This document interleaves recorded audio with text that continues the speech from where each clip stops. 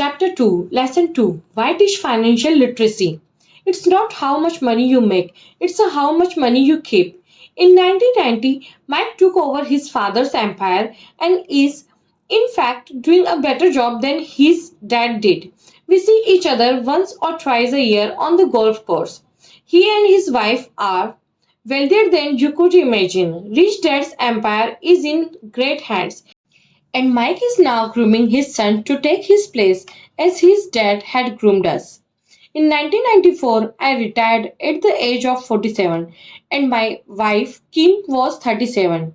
Retirement doesn't mean not working. For us, it means that barring unforeseen cataclysmic changes, we can work or not work and our wealth grows automatically, staying ahead of inflation. Our assets are large enough to grow by themselves. It's like planting a tree. You water it for years and then one day doesn't need you anymore. Its roots are implanted deep enough. Then the tree provides shade for your enjoyment. Mike chose to run the empire and I chose to retire. Whenever I speak to groups of people, they often ask what I would recommend that they do. How do I get started? Is there a book you would recommend? What should I do to prepare my children? What is your secret to success? How do I make millions? Whenever I hear one of these questions, I am reminded of the following story. The richest businessman. In 1923, a group of our greatest leaders and richest businessmen held a meeting at the Edgewater Beach Hotel in Chicago.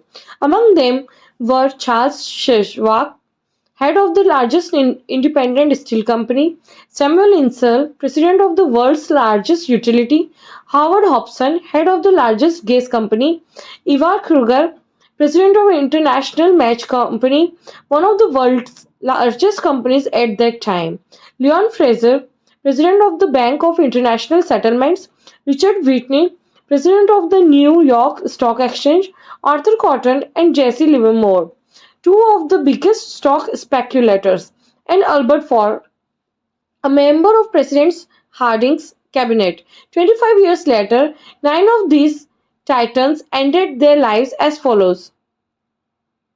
Shejwab died penniless after living for 5 years on borrowed money. Insull died broke in a foreign land. And Kruger and Cotton also died broke. Hobson went insane.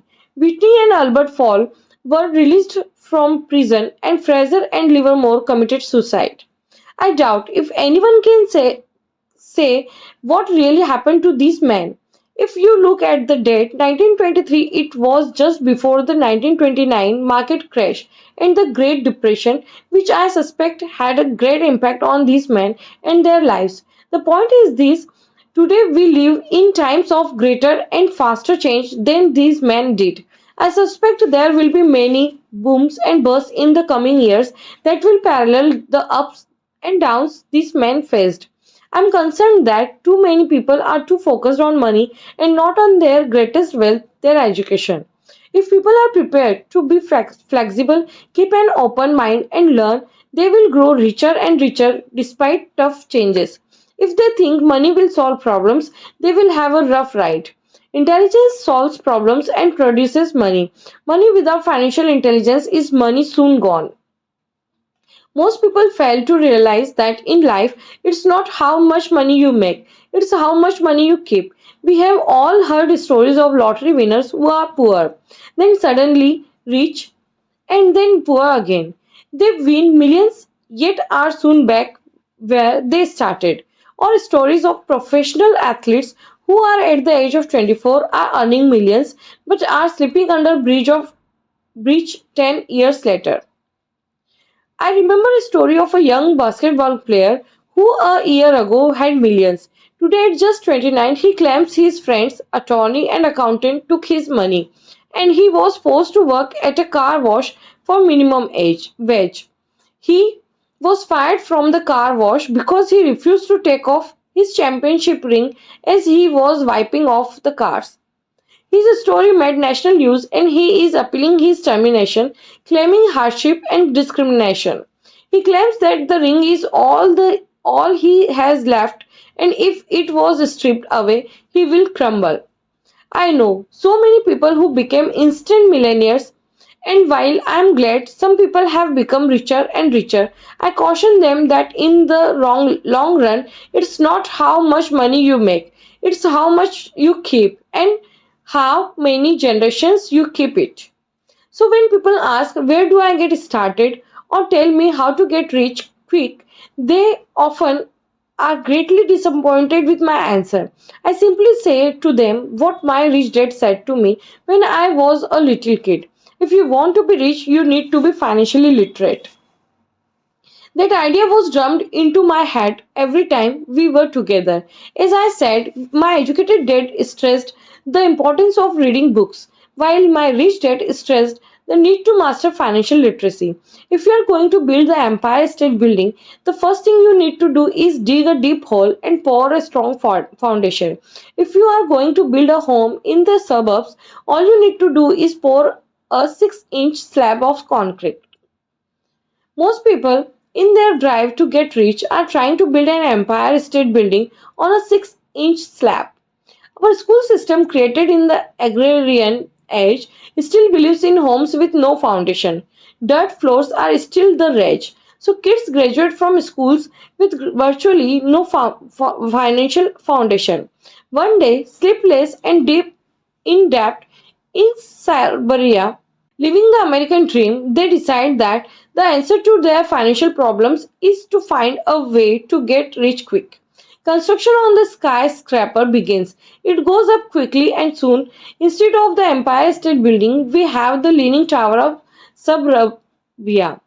The sleepless nights return. As for Mike and me, in our adult years, both of our choices were possible because we were taught to pour a strong financial foundation when we were just kids.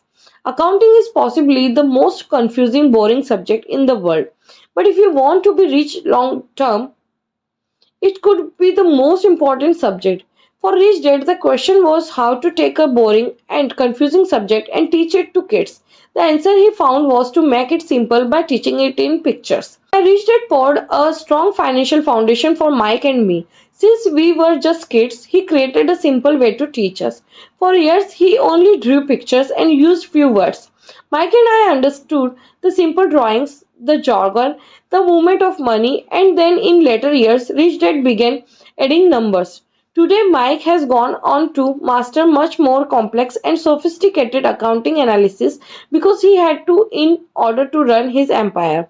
I am not as sophisticated because my empire is smaller, yet we come from the same simple foundation. Over the following pages, I offer to you the same simple line drawings Mike's dad created for us.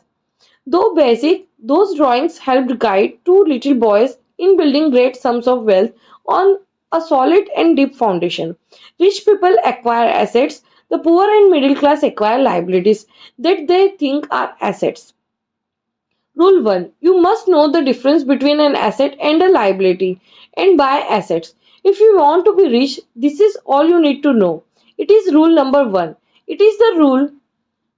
This may sound absurdly simple, but most people have no idea how profound this rule is.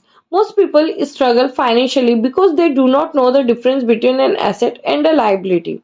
Rich people acquire assets. The poor and middle class acquire liabilities that they think are assets, said Rich Dad. When Rich Dad explained this to Mike and me, we thought he was kidding.